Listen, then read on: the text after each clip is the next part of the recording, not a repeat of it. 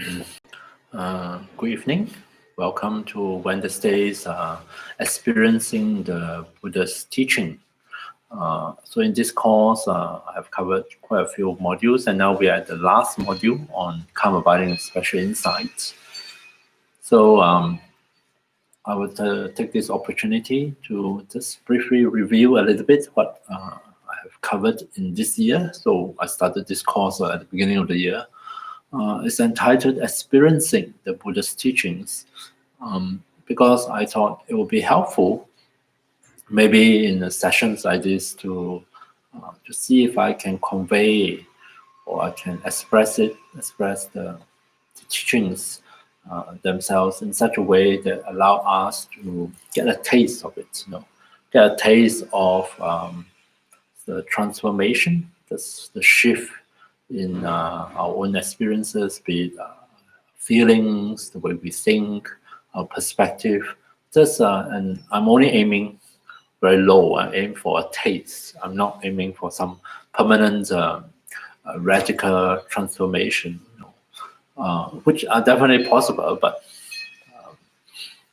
I doubt it would happen just by me talking about it. Yeah, but I think it's helpful to on top of the presentation of the various concepts and ideas, many of them in the Buddha's teaching in Buddhism, to connect ideas and concepts with some personal experiences, so that we not only will be able to think or articulate the words, the terms, and concepts, but we also have our own personal take, our personal experience of that correlate with those words and concepts. I think that is very important because then the teaching come alive for each one of us in our own way, and words words are by nature, concepts are by nature abstract, but now they're no longer abstract because they point to and they are deeply associated or embedded within a web of connections to our actual experiences, be it of the past or present, connected with our feelings, with our own bodily experiences, with the various encounters and life events. So they become deeply personal, and that's why by the word experiencing. So that's why. So the Buddha's teaching no longer remain as something abstract and distant or grieving crate. Yeah. But it's actually something very relevant. And we have somehow customized it and personalized it so that those words have personal significance for us. And I think that is a very important step, is to take what is presented in textbooks, books, or podcasts, or YouTube videos like this one, and to translate it into our own take, our own understanding, our own experiences, and which, of course, would hopefully positively affect our life, our daily experiences, and hopefully bring happiness, joy, contentment to us, also for us with a greater strength and resilience to deal with challenges. Yeah. So that's the objective behind it. And by the Buddha's teaching, was not able to cover all of the Buddha's teaching. I follow a very classic presentation called Lam Rim in Tibetan, Stages of the Path to Enlightenment, which is a genre of presentation, of arranging the many topics found in the Buddhism, in the Buddhist scriptures, in a systematic order. There are many of kind of this. Yeah, this is just one among all the many different presentations in the many different Buddhist traditions. And Lam Rim, I'm following the Gelug tradition of Tibetan Buddhism.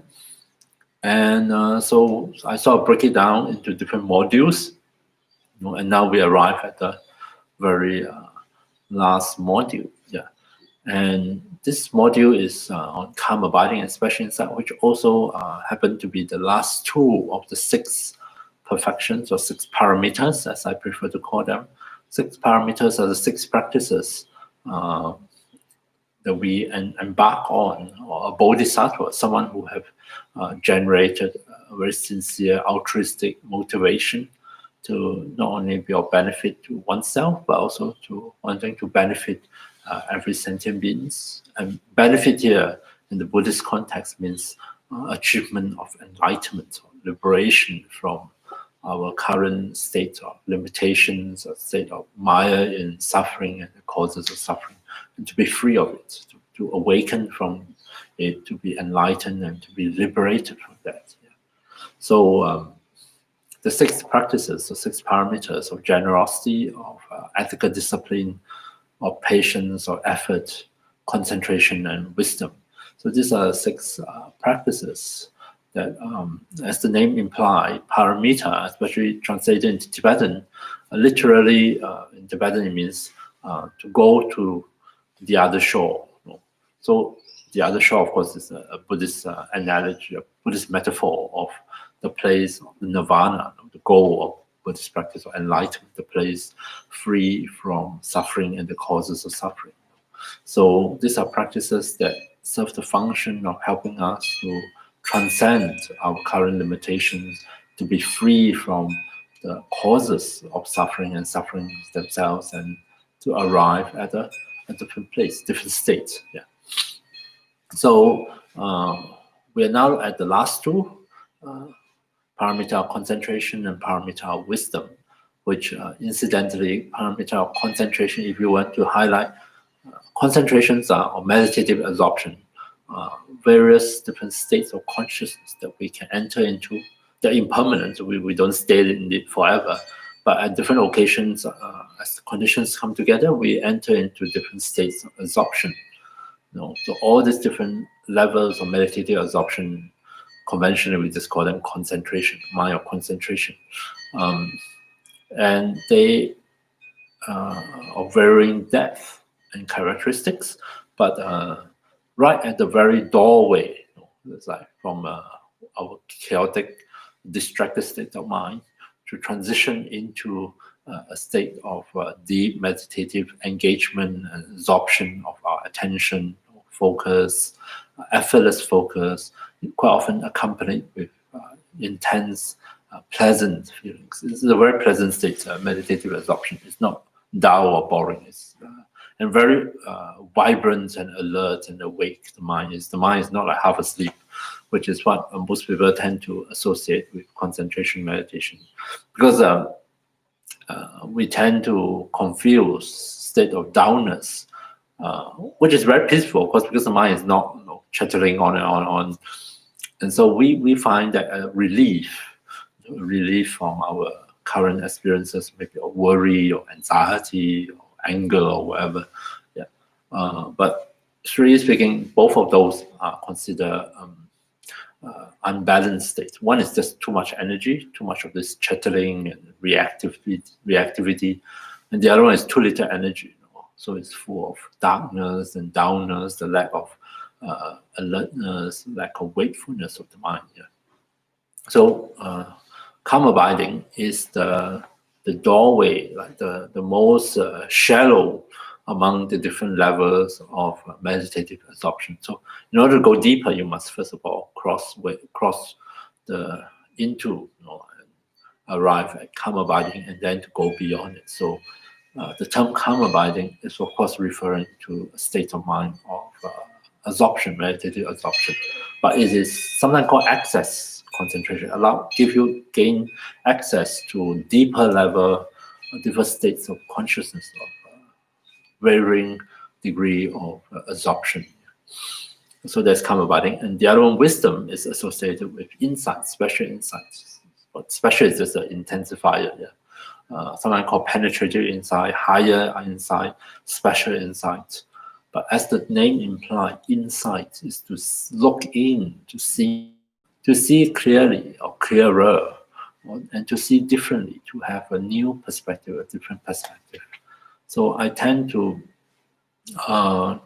interpret the word insight, or vipassana is the Sanskrit word for it, as a profound shift in our perspective, shifting out of the usual perspective, the usual way we see things, or the usual way things appear to us, which of course in our case, this current or old perspective is associated with suffering, associated with a lot of agitations and anxiety and fear.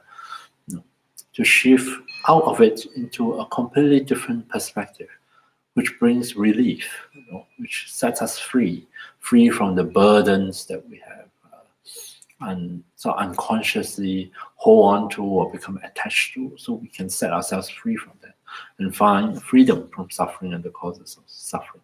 So that is insight. Insight is a profound shift in perspective. So much so that the same thing appear to us differently, or we see them with different eyes, so to speak. And that is associated with wisdom. So in this case, wisdom is not just intellectual knowledge, wealth of intellectual knowledge, which is helpful, of course, and that is also a relevant type of wisdom. But here the wisdom is literally having ability to see the situation in a different way. So much so that, so if I compare the old perspective as one of tunnel vision, that means what you see is limited by this tunnel that you find yourself in, then the new perspective is like stepping out into the open, and no longer are you limited by a sort of tunnel. You see lots of options and lots of possibility. Your mind is so much more free and creative in able to respond to the situation. And that's what this module is about. And I have covered calm abiding, covered some of the points I think are relevant for us to gain an experience or a taste, even now where we are, of calm abiding. We may not be the fully qualified calm abiding, but it is possible to get glimpses of taste of a state of mind that's relatively much more calm, much more settled, much more stable, and where the distractions or thoughts, ruminating thoughts, are less intrusive and less disturbing. They may still be thinking, but we have settled and calm to an extent that we are not so bothered by it anymore. Yeah. So I won't be able to repeat that, but. And I have touched on special insights. I have presented two approaches to cultivating special insights in the Buddhist tradition. Two very contrasting, very different approach. You look at it superficially, they look like absolutely nothing to do with one another. They look like contradictory. One, of course, is one approach is based on the use of mindfulness, mindful observation, commonly known in the West as vipassana meditation. And there are many traditions, even, and this is mainly derived from Theravada tradition of Buddhism. And even within it, there are many different lineages, and there are many different instructions, actually. It's just a rough summary of this. But most of it focus a lot on the development of refining our skill of mindfulness. And through mindful attention, which is a kind of observation, to observe the details, fine details of our conscious experiences, and through that come to develop insight. Through that come to find a different perspective, one that very different from what we are holding on to. So explicitly, and in fact, sometimes in instructions, if you have to read up, and all people who practice it, it seems very anti-thinking, because mindfulness, and in the context of mindfulness practice, thinking seems like a complete contradiction to it. And so there is a tendency to regard thinking as a major hindrances. I'm not disputing that, but you have to put it in context. Yeah. So when we are mindfully attending to something, thinking becomes a distraction in this approach. So quite often people may build up an impression that we don't want to think, we just want to be mindfully attending and be attentive, or sometimes people use the word bare attention, just paying attention without all this judgment and evaluating thoughts or comments and so on and so forth. Yeah. And that is a fairly accurate description of quite a number of such instructions in this approach. Using mindfulness, relying on ability to pay mindful attention to what is happening here and now.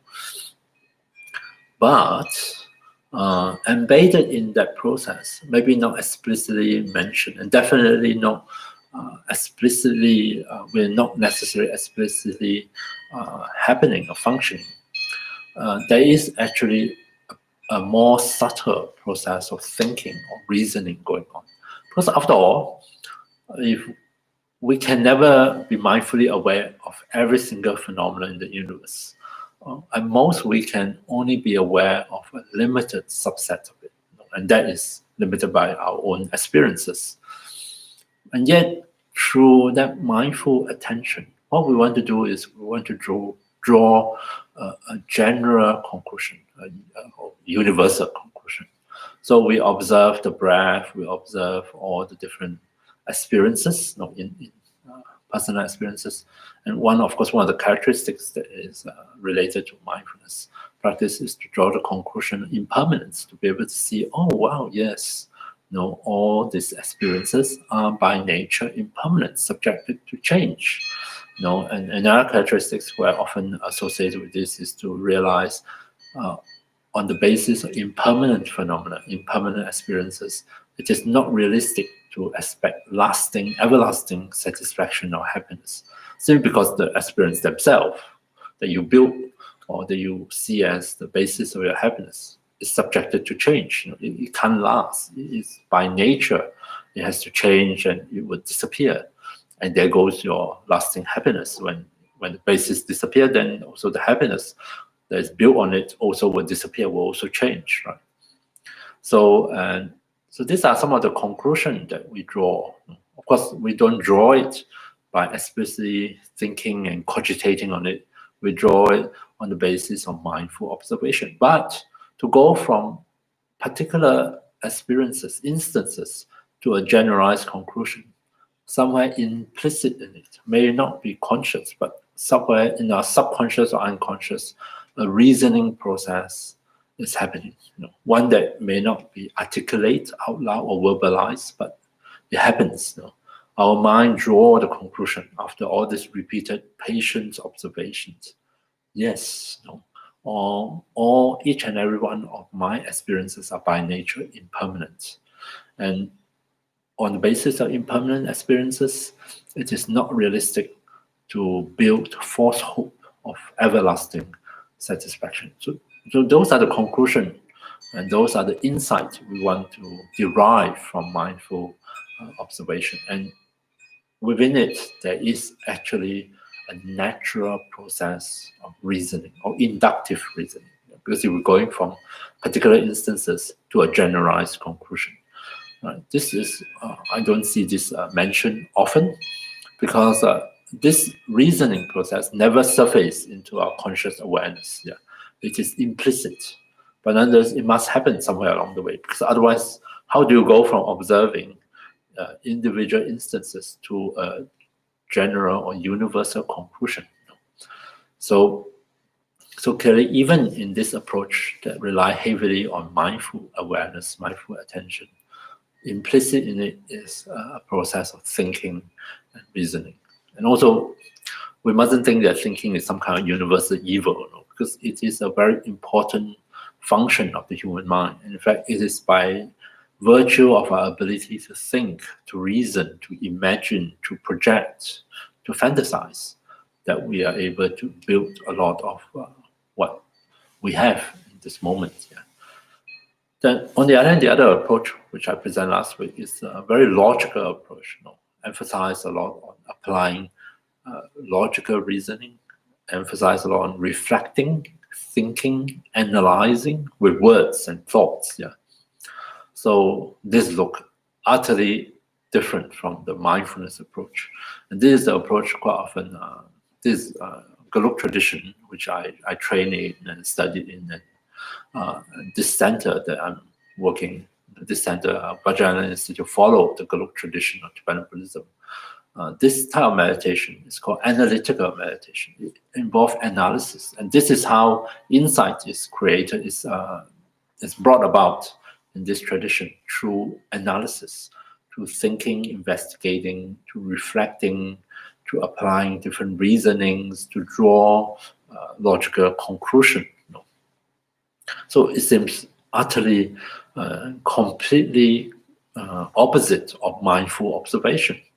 but actually not be too hasty, because even though it does present lots and lots of reasonings in the Lamrim, what I'm using, actually, not just in the topic of what we are looking at, the understanding reality, the deepest nature of reality, but even in very throughout all these different modules, even in the various topics, reasonings are applied to help us to come to correct understanding, to reveal to us things that we may not be so aware of, or we may have whole mistaken ideas. So the same process applied throughout. Analytical meditation is a very common type of meditation done in this particular tradition of Tibetan Buddhism.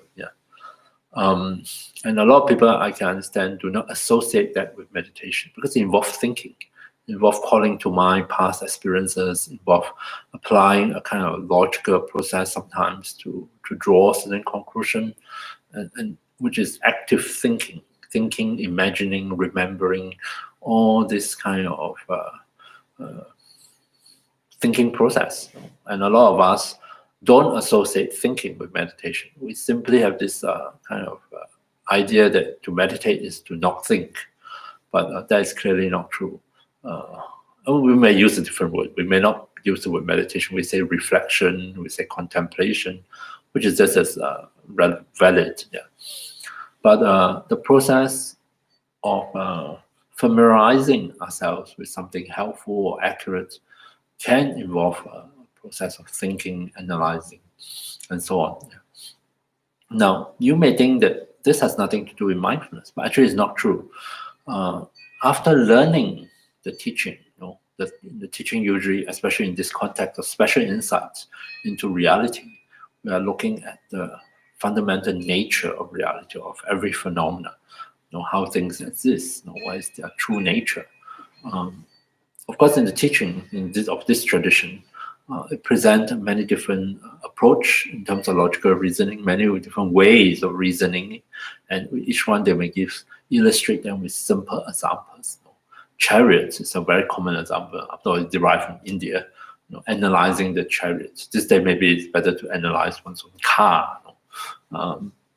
What is the ultimate nature of the chariots? What is the ultimate nature of one's own car? But having learned the mechanism, the logical reasoning applied onto some simple example, this is not enough. This is just the intellectual part of it. We need to take that reasoning, now apply it to our own personal experiences. We must somehow internalize that reasoning in a way that is able to bring about a change of heart, a change of mind, to draw our own experiential conclusion. And that means we must apply the reasoning to our own experiences, experiences of the past, experiences of this moment. We must see the relevance and be able to connect the reasoning, the ideas, the concept with our actual feelings, actual experiences, and be able to apply those reasoning to our experiences and be able to draw a conclusion. This conclusion is not just an intellectual, like the correct answer that we write down on an examination paper. That's not what we're looking for. The correct the conclusion we're drawing is quite often it's sort of it's very hard to describe what it is, but it's like a different kind of suddenly you like, sometimes I use the word epiphany, or a eureka moment, say aha moment, say oh. So you sort of awaken, by virtue of the reasoning, applying the reason to a conclusion that is heartfelt and that has a real impact on the way we see things and we think and feel about things, and often accompanied by an emotional response. We actually we can feel overjoyed maybe as a result of that, or we can feel saddened. It's not always a happy feeling. It's okay. We can feel disappointment. So it can be unpleasant feelings, but feelings can arise because what happens is that the conclusion is not just up in the head, but it's actually at the heart. It's associated with, it has a real impact on us, which is why it's able to invoke an emotional response.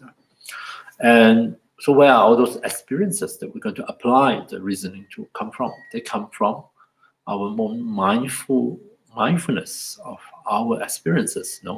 We either mindfully recollect them as part of the reasoning process, we recollect their experiences and apply the reasoning to it, or as we go about our daily life, and when we find ourselves in certain situations, we are able to connect to what is happening in this moment, as we are mindfully aware of what is happening in this moment. We're able to connect that with the reasoning that we study or learn, that we and be able to put them together and then draw a very heartfelt, transformative conclusion from it.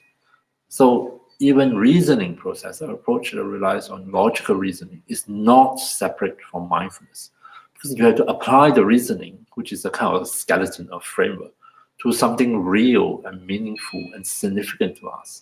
And what is real, meaningful, and significant is our experiences, our feelings, our hopes, our dreams, our hang-ups, our obsessions, things that we are entangled with and we can't deal with. So we must apply that to this in order to bring about a change of mind, a change of perspective and insight. And if we are not mindful of what is happening, be it of the past or the present, then there's no raw material to apply that reasoning on. Then the reasoning, unfortunately, remain ineffective. It's just some abstract formulas that, sure, when you ask in a very intellectual fashion, you're able to spell it out. You can give point 1, 2, 3, 4. You can lay out the valid argument themselves, and apply it to some impersonal example like the chariot, which nobody cares about it anyway. And then you can give the correct answers. In fact, the correct answers is usually the worst thing, because the fact that you think you have the correct answer means you stop looking, you stop investigating, you stop analyzing. And that correct answers remain just an intellectual answers. It's not connected with our feelings. It's not somehow embedded or associated with our own habits, with our way of seeing things, feeling, thinking. And so it has very limited, almost no transformative power. It doesn't change anything within us, our experience. Right? So having said all this, all I'm trying to say is that the two approaches look so radically different from one another. But in actual fact, embedded within it, you can see the shadow of the others. In fact, I think what happened historically is, for various reasons, one traditions emphasize this, and of course it developed within the tradition down the century, and they refine it. And so you come up, what we see is the flowering of generations of refinements and developments, and this all gone into two extremes. One really refined and developed different ways of applying mindfulness, mindful observation. The other one develops different ways of applying logical reasonings. But for things to work, if you were to dig a bit beyond what looks superficial, you will find that even when you apply mindfulness, implicitly there is nonetheless a reasoning process happening. Not explicitly, but implicitly. And likewise, for the logical reasoning to work, the reasoning must be applied to our personal actual experiences, be it those that we recollect from the past and analyze them, or even better still, in the moments where things are unfolding and happening and you're feeling and you're reacting, you can reconnect that experience through mindfulness, mindfully aware of the experience, and connect it through one of the relevant reasonings and bring about a change of heart, a change of mind, and be able to draw a correct conclusion, so to speak, one that allows you to respond differently. Okay, so there's a lot of explanation there. Today I want to touch on the last, another way of practicing insight meditation, to gain insight into the ultimate nature of reality. This whole special insight which of course we can have insight into many different topics. We can have insight into the topic of death. We can have insight into the preciousness of our human life. So insight is a very generic word. Yeah. But often in Buddhism, the word special insight is reserved for one particular type of insight. There's insight into the nature of reality, nature of the self, because this is probably our fundamental mistakes. This is where we trip over. We make some fundamental misunderstanding. Therefore, in order to correct it, we also need to put some effort into seeing for ourselves what is the ultimate nature of reality. And so previously we talked about applying mindful attention to our different experiences. We talked about applying reasoning into the nature of the self. And self, the self of my person, is probably the one thing that we are grasping on really strongly. In spiritual circles, sometimes we call it the ego. I don't usually use the word ego because I find that the word ego has actually different interpretation in different contexts. And since I don't use this word in my common day-to-day life, so I just call it the self, because that's what I'm hung up with. When this morning something happened, some incidents, and then I got upset, I get angry. So of course the self is threatened. Threatened may be too strong a word, but I got angry. So how could you say that to me? How dare you say it to me? Something like that. And I kind of retaliate. So in that incident, it involved my sense of self, my sense of I, who I am, who I see myself, my identity, and the reaction stems out of all these thoughts. How can you do that to me? How dare you say it to me? And in that instant, the me feels so solid, so real, as if there is a real me, a real thing.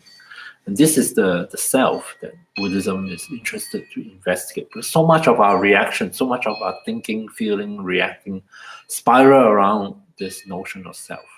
It's a particularly interesting one because it's very elusive. It seems so vivid and so real when I'm upset and angry. And yet when after I calm down, I cool down, and I ask myself, what is this self that I'm constantly referring to in my thoughts? It suddenly becomes very elusive. We sort of just disappear. I'm not quite sure what is it. I know I have a strong feeling I have one, but where is it? What is it? What does it refer to? Does it include my body? It should. But yeah, at other times, it's almost as if I prefer to not have the body. So the self seems separate from the body. It's a kind of a slimy kind of concept, constantly trying to avoid close scrutiny by attention. And that is the self that we investigate, because we carry with us a very instinctive sense that there must be a self. Our language reinforces that. I would say, like for example, how can you say that to me? So the me, the I, is an object in that sentence, yeah. Or it can be a subject. I am looking at the computer in front of me.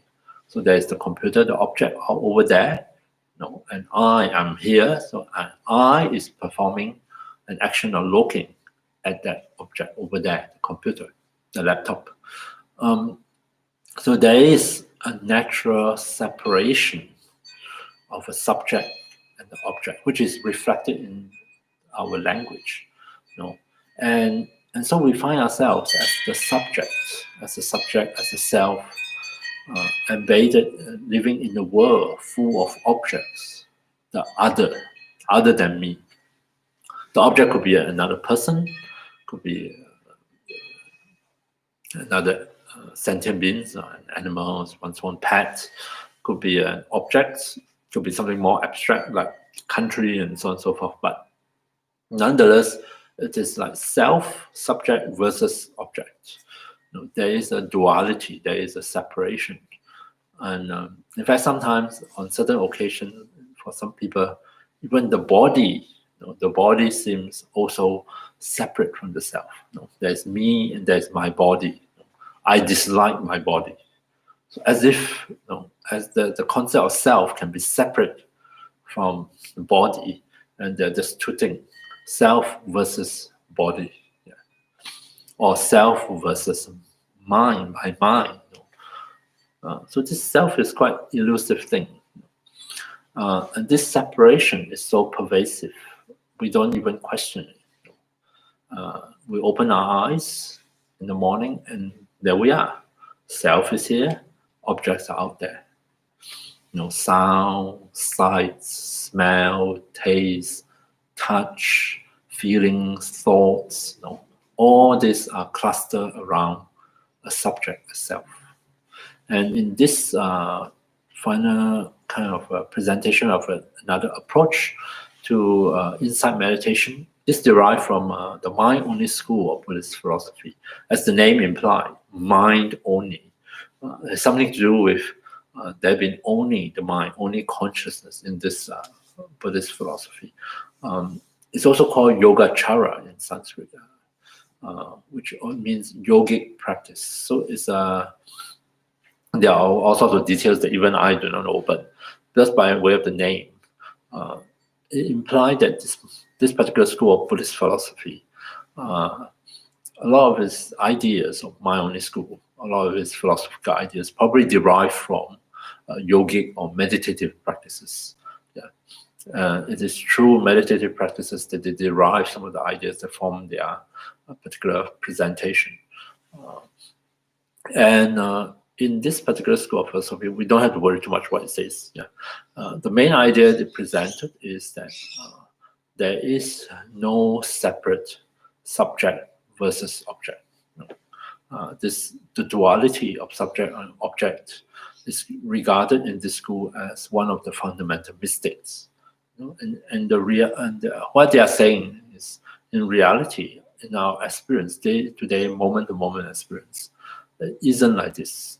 There is no subject here and object there, and the subject and object are always separate and independent. For them, it is this mystic, this duality, that form the basis of our suffering, precisely because we see all these things, persons as other than me. Then among the others, some give me pleasant feelings. So what I want to do, instinctively, I want to hold on to this group of others. I want to somehow possess them. I want to incorporate them or hold on to them because they give me pleasant feelings. The pleasant feelings that I experience come from or dependent on these others. So I want to hold on to them. And there's another group of others that brings unpleasant feelings. I want to get rid of them. I want to be done with them. I want to destroy them. To get them out of my life. And then the vast group of others that doesn't invoke any strong feelings. They're not pleasant, not unpleasant. We are indifferent to them. We couldn't care less about them, which apply to many objects and many people in the world, because I don't see any relationship. What is that got to do with me? I don't care. I don't think about them. And so this is the basis of our reactions. The planes. And according to the mind-only school of Buddhist philosophy, this imbalances in the way we react is the basis of suffering, because here we are trying our best to somehow control the others, what we view as separate and independent of us. We try to hold on to some others, and we inevitably will be disappointed because, first of all, they fail to keep providing us with pleasant feelings, or they go away, they die, they change. And despite our best effort, we can't hang on to them because of impermanence.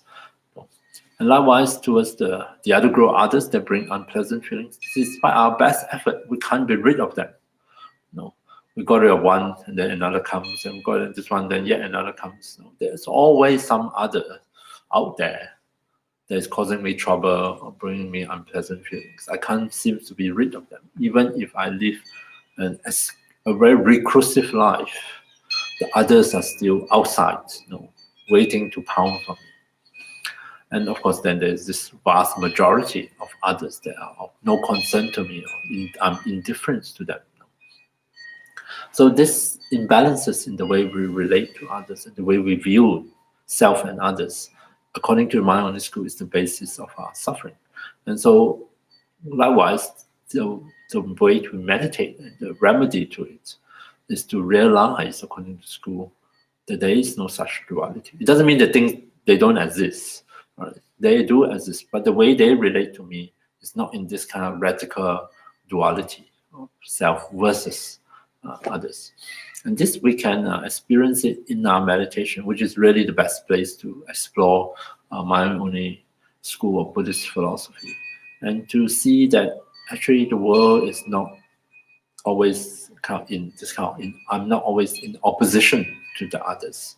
That maybe there is yet another way to describe the relationship between self and others, one that doesn't put the self in such a radical opposite position with the others, that we are more intertwined and more interconnected, and also from moment to moment experience. Maybe it's quite different. This is quite difficult to describe, but let me just describe the meditation, then we can give it a try and see what comes out of it. This is one of my favorite meditation. I call it listening meditation because the entry point for me to try to bring about a shift in perspective, in this case, shifting out of a perspective with a very strong duality of subject and object, self and others, to one in which somehow a non-dual experience, a non-dual awareness, in which it's not what I like the Zen saying, not two and not even one. Because a lot of people think that, oh, that means we merge. To merge means you have two things to merge. And here is saying it's not, there is no two things to start off with. So there is no merging needed. Yeah, there's the duality in itself is a illusion, a mystic. And so we are shifting from one perspective into another perspective. And this other, the non-dual perspective, is really hard to describe in language, because language by its nature is dualistic. Our language is dualistic.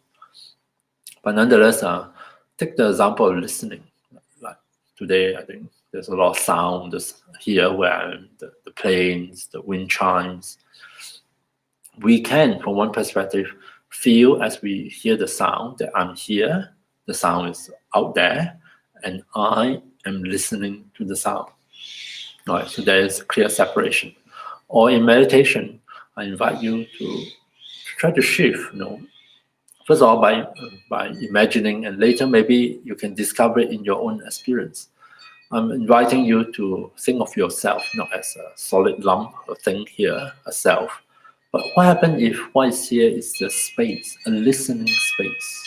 And in this listening space, you suddenly discover all these different sounds, in different directions and different distance, but doesn't matter, loud and soft.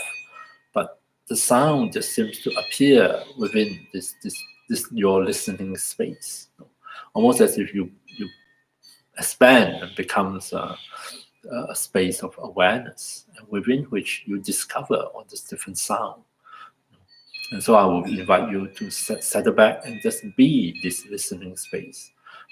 Don't feel, don't hold too tightly to a center and say, "Oh, I'm here at the center, and I'm always measuring from the center to the different sound." Instead, release that idea of a center of reference. I mean, there is a center, of course, where your ears are, but let go of that idea of a solid self in the middle, and become this vast, boundless listening space. And inside this listening space, the marvelous thing appear. Different sounds just appear all by themselves, no effort at all, and appear and heard and are aware of. And then as you pay more attention, not just sound, there's bodily sensations also appear. And now it's not just a listening space, it's almost like a space of awareness, an aware space. Bodily sensations appear, tension, unpleasant feelings, relaxation, pleasant feelings. And before long, our good friend, thoughts will arise within this aware space. Thoughts just out of nowhere, who knows where they bubble up. This is sometimes lots of thoughts, sometimes very few thoughts, sometimes no gaps between thoughts, sometimes vast gaps between thoughts. Yeah. So I'm going to invite you to become a listening space and see whether just by expressing it in this way and inviting you to just try out, we may bring about a subtle shift in perspective, one that is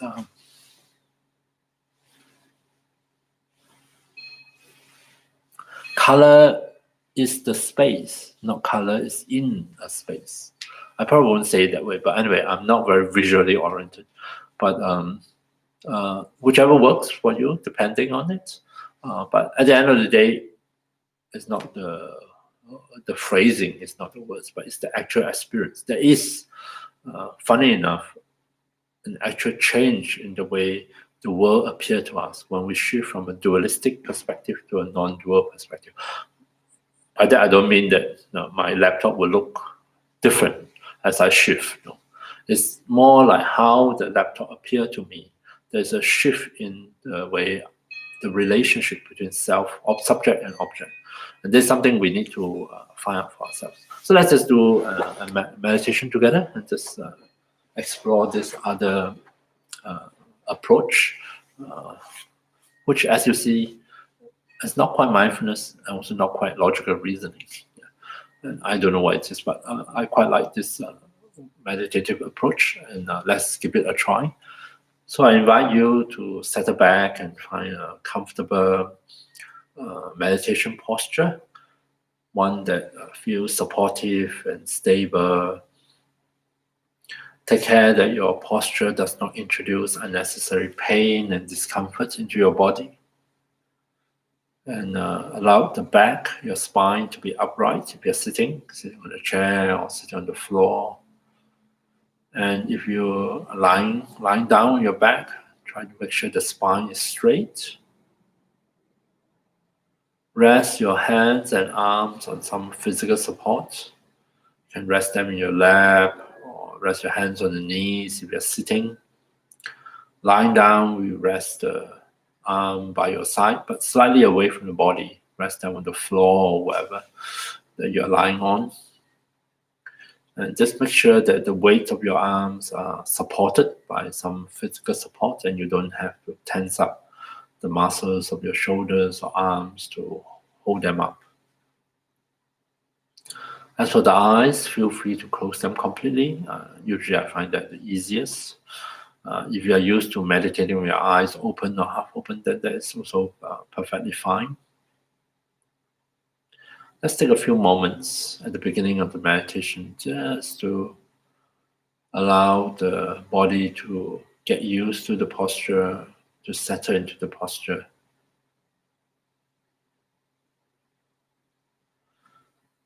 We can reassure our body in this posture that it is safe, that it is well balanced and well supported. And we want to facilitate a natural process whereby the body can loosen up, the body can unwind. It realizes that there is no need for it to be so tight, so contracted, so tense. And in its own time, the body can let go of many of those areas of contractions and tightenings. And as the release happens, the body can really settle back and settle down and be comfortable in this posture.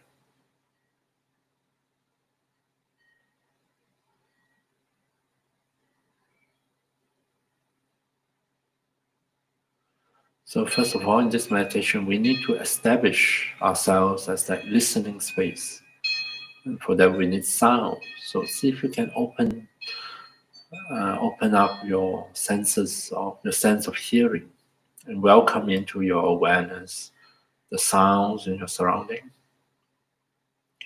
Don't think of yourself as a listener. Instead, I invite you to imagine, if you need to, but just be a listening space. There's a listening open capacity to just welcome the different sounds to come into the space of your awareness. I'm going to ring the bell. We'll ring it 5 times, followed by a long pause, followed by another 5 rings. So as the bell sounds and you hear it, see if you can appreciate that the sounds come to you resonating in space. So the sound is embedded, enveloped in space. So also be aware of the space around the sound. And this helps you to appreciate and become that listening space within which we are free to allow the different sounds to resonate, and to just appear and disappear on their own accord.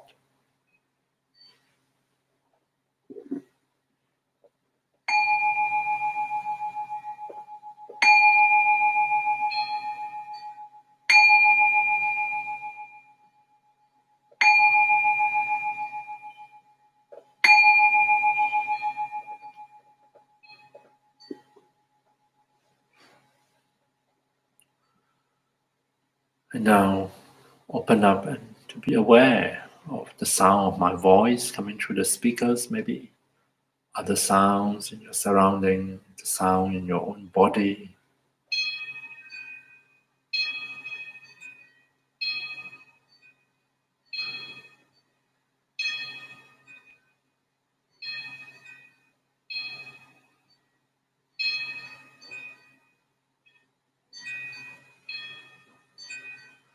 So settling back into this moment, opening up, become this open, spacious awareness within which, without any effort on our part, sounds simply appear and are known within our listening aware space.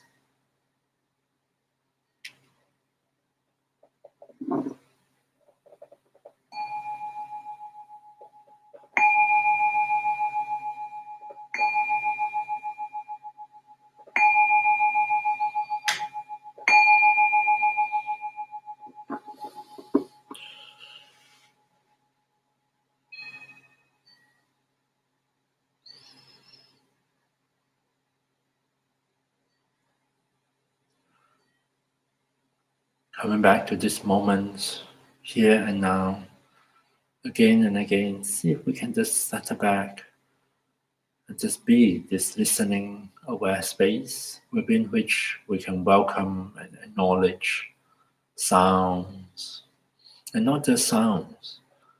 We may start to notice other things as well happening here and now. Bodily sensations, tension, relaxation. Sensations spontaneously appear within this aware space, just like sounds.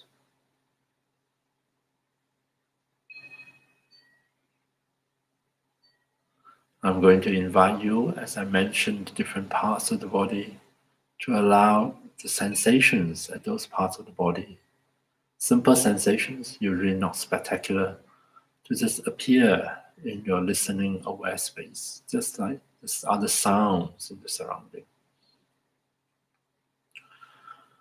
Starting at the crown, what sort of sensations will come forth and spontaneously appear in your aware space from your own crown?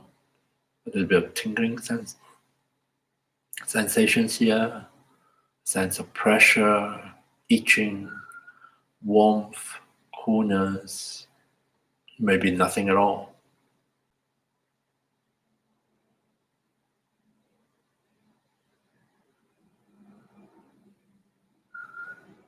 Alongside the different sounds, sensations, how about sensations from your own face?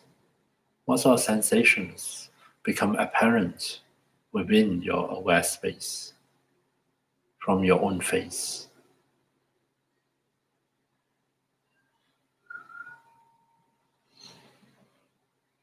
Are there tensions here at the face, tightening of the muscles of the forehead? Or could it be the muscles of the jaw, or the muscles around the eyes? When these tensions come into awareness, come into your aware space, is it possible consciously to somehow release those tensions, to relax the facial muscles, to let in a different feeling in your own face, a feeling of softness, of ease and relaxation to appear here and now within your aware space.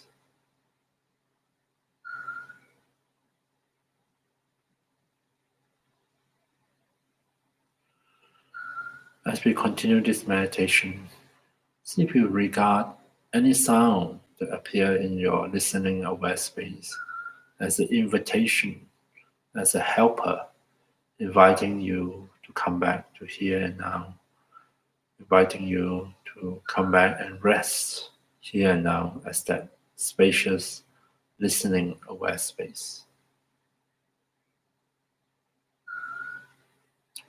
How about sensations at the throat, the neck, and shoulders?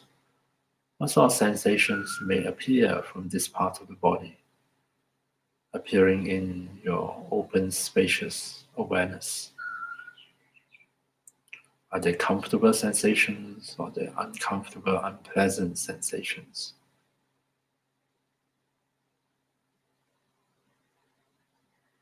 And regardless, is it possible for us just to acknowledge those sensations, those feelings, and let them be for the time being?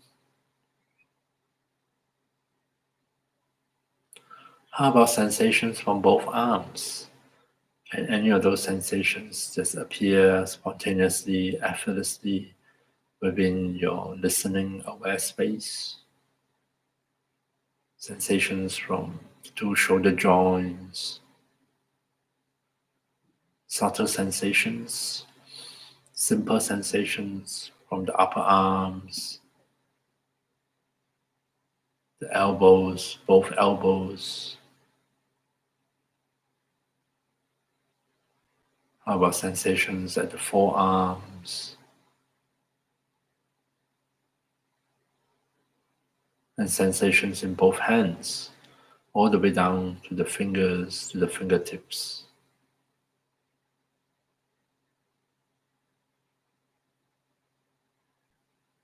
And now that somehow we have awakened the sensations in both arms, is it possible for us to give permission and allow both arms to rest their weight comfortably on whatever physical support they're resting on? Surrender that weight to gravity.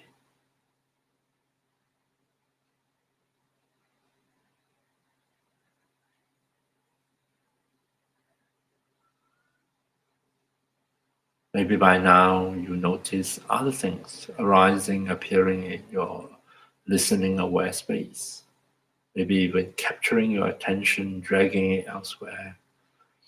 Thoughts, thinking in the form of inner speech or inner visual images. Could be about the past or the future. Could be some fantasy.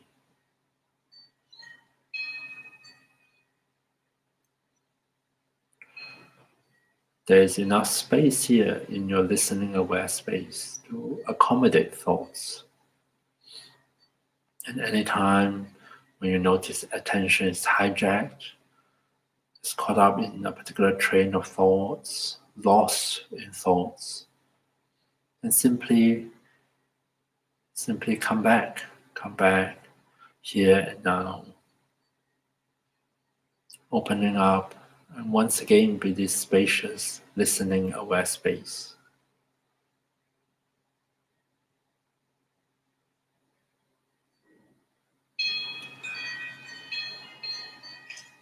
Apart from the sounds, how about sensations from the chest? What sort of sensations may appear within your aware space? From the area of your chest, sensations of expansion and contraction of the chest as we breathe in and out. Sensations of the beating of the heart, maybe. Sensations from the back, the upper back, the middle back.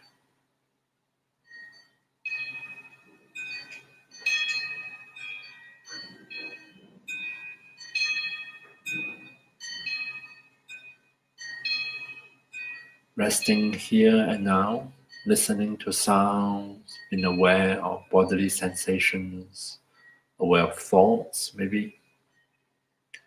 How about sensations from the abdomen? What sort of sensations may appear in your spacious awareness?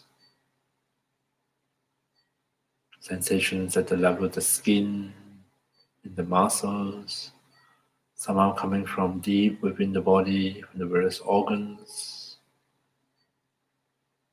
Sensations from your lower back.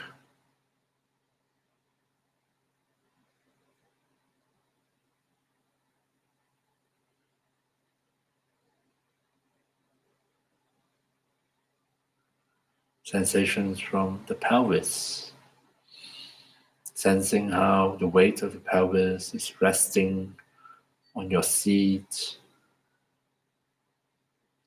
Allow such sensations to just appear and come into your listening aware space.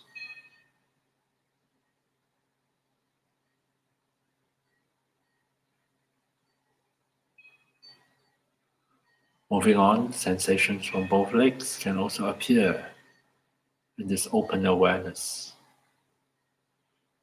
From the hips, the upper legs, down to the knees.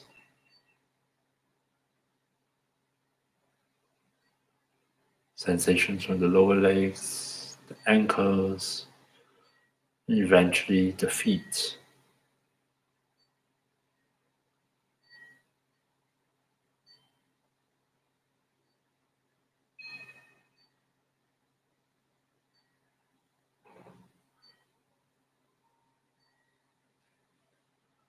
Rest your attention, your awareness here as this spacious, open listening space, allowing into it sounds, bodily sensations, breath sensations even, thoughts, words, visual images, feelings.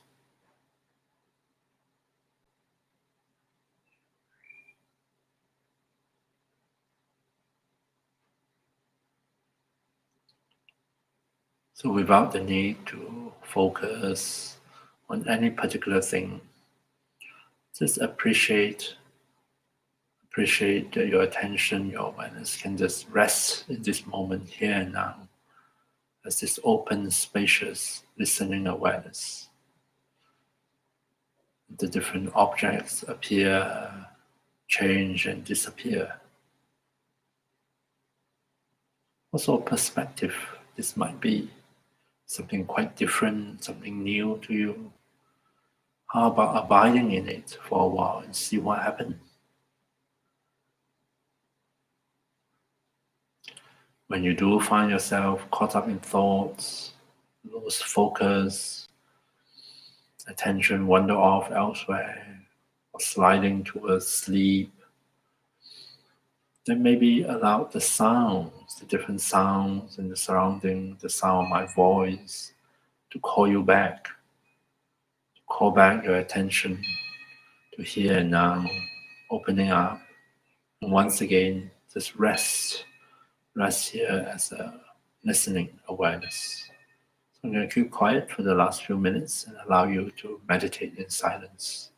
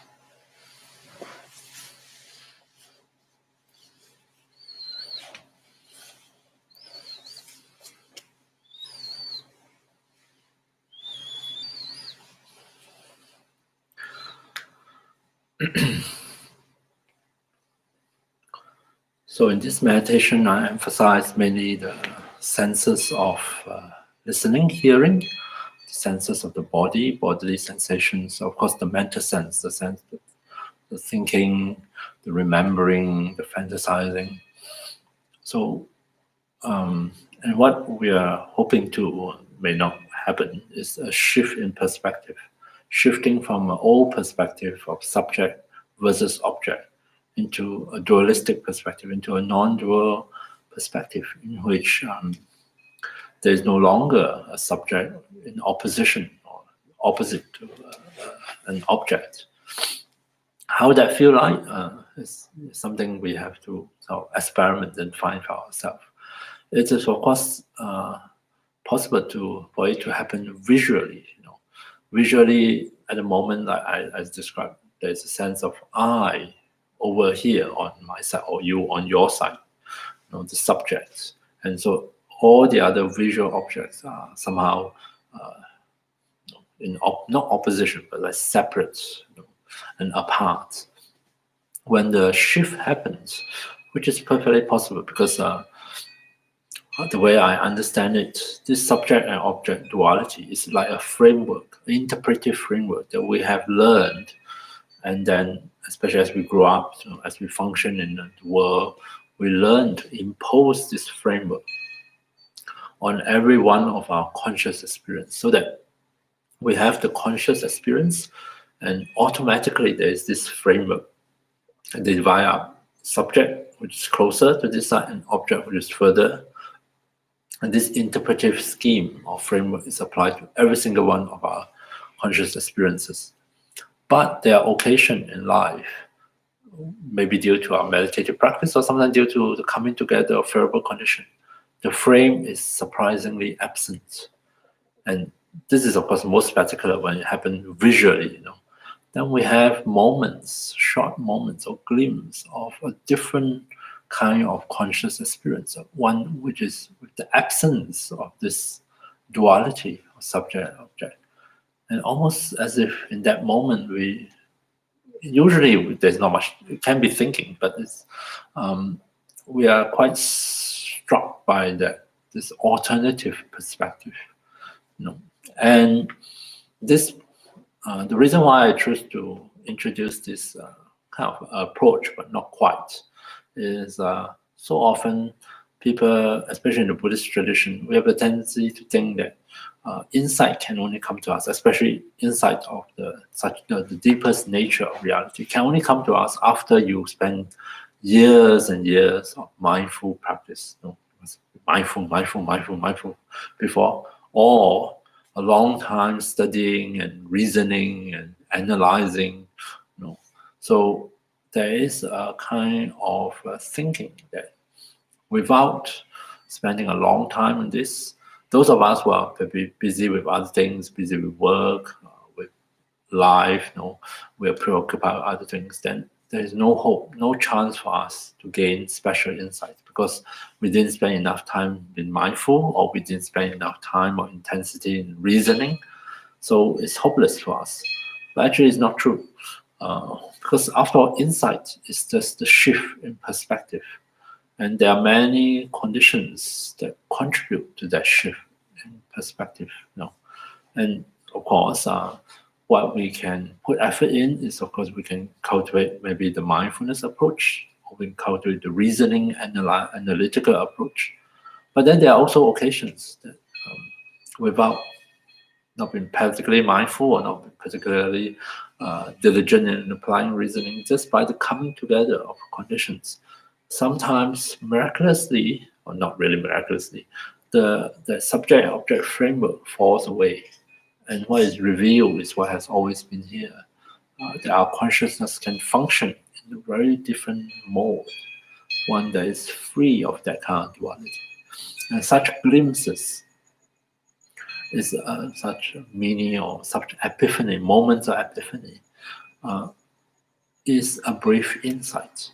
The reason why most of the time, and a lot of people have such experience, especially in a visual sense, we see a sunset and sometimes we marvel at it, and in that moment, quite often thoughts subside because we're so impressed with what we saw that we forgot to think or to judge or to evaluate.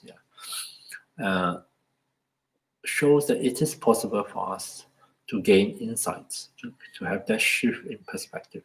What is, of course, missing in those moments is, of course, the power of calm abiding, which allow us to stabilize the mind in that new perspective. If we are not able to stabilize the mind in the new perspective, and this is true for a lot of people, we lost it. We lost it. We switch back to the old perspective, and first of all, we can't find a way to confidently toggle back to the new perspective, and also we are not able to abide in the new perspective long enough for it to make a difference. We just catch a glimpse and then it's gone. The glimpse reveal possibility, reveal a different way of seeing the world, of relating to the things and experiences in the world, a different way to live our life. But unfortunately, it's just glimpses. It's not enough. The glimpse reveal possibility, but it's not enough to actually bring about a change, a transformation, a letting go of old conditionings and old habits, and the building up of new condition, new habits, new way of to live, a new way to be. And that's why special insights needs to be unified with calm abiding. Calm abiding gives us the strength, the power for the mind to really abide in and rest in this new perspective and allow it to work its way down to the deeper layers of our consciousness, to the realm of our habitual tendency to bring about some change, so that we start to live our life from this new perspective. We start to function and think and feel and respond on this new perspective. And hence, that's why the topic is always together, calm abiding and special insights. Special insight alone is often not enough. We lose the power of our old habits. So we need to couple it with calm abiding, and to not think that insight can only come to us after some prolonged period of training in mindfulness or prolonged period of engagement in analysis and reasoning. But that's true. Those are methods approaches we can apply. But there are many of us at different occasions where the conditions just come together just right, and the framework that is so often imposed upon our experiences, the duality of subject-object, fall off by itself and reveal what has always been here, a different way in which our consciousness, a more fundamental way in which our consciousness functions, one that is not limited by, in which there is no grasping as the independent self or subject that is in opposition and separate and unrelated to the various objects and experiences in our life. Okay, so that is, and this union of calm abiding and special insight, this stabilizing by the power of calm abiding, the new perspective, the new insight revealed by whichever method or approach, or just accidentally, so to speak. When this happened to us, this signal radical change in our perspective, we suddenly see new possibility, and not only just see, but we actually can function from this new perspective. And this signal, this is the first stage of awakening in Buddhism. This is like suddenly discover a brand new world, in which you can function differently, you can live differently, and you can feel differently. This is the first stage of awakening, sometimes called path of seeing, or other occasions called stream enterer. You enter into the stream, and the stream only flow in one direction towards the ocean. The stream inevitably flow towards full and complete enlightenment or awakening. So this is literally the starting point of spiritual transformation.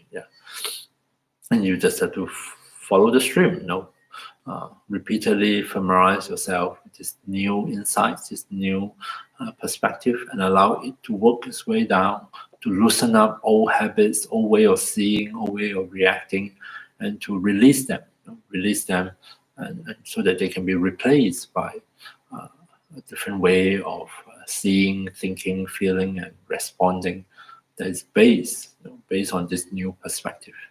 And that's how we transform our inner experiences. That's how we free ourselves from the causes and conditions of suffering, and we build the causes and conditions of happiness.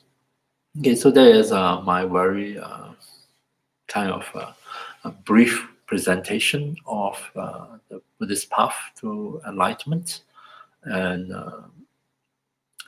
with that, I have to thank all of you for joining me on this journey. And now we come to the end of 2020. So this will be the last class for this year on Wednesday. I still have a workshop on Sunday for those of you who are interested to explore the analytical approach to emptiness or ultimate reality. I'm doing a workshop on this Sunday on the analysis of the 6 elements, which is a logical, analytical approach to understanding emptiness.